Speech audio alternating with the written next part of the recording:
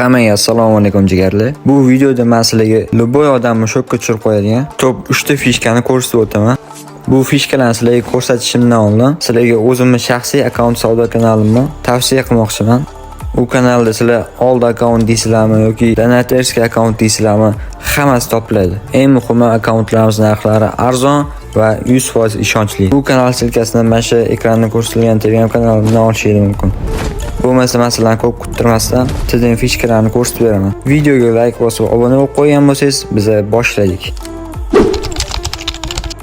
Ko'rgan bo'lsangiz, chiqishda katta xato qilib, yaxshigina damage qabul qilib oldim. Bunaqa vaziyatda ko'pchilik xato qilib, o'ndan pikani qilib kutib oladi. Lekin bunaqa vaziyatda eng to'g'ri yo'l mana aynan shu joydan pritselni kutib olish.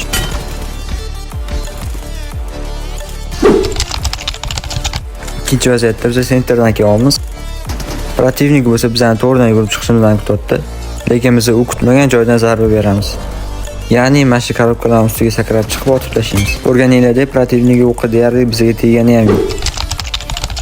Uchinchi fishkamiz aynan senterda mana shu korobkaning ustida bo'ladi. Birinchi bo'lib protivnikni chalg'itish uchun mana shu chapdan naklon qilamiz. Keyin birinchi bo'lib mana shu korobkaning ustiga chiqib olamiz. Keyin orqaga bitta sakrab konteyner ustiga chiqib olib protivnikni o'zini otib tashlaymiz.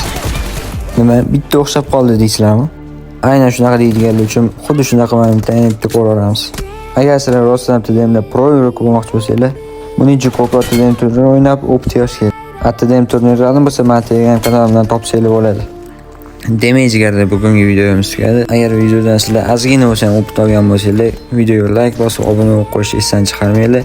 Bu men uchun katta motivatsiya bo'ladi.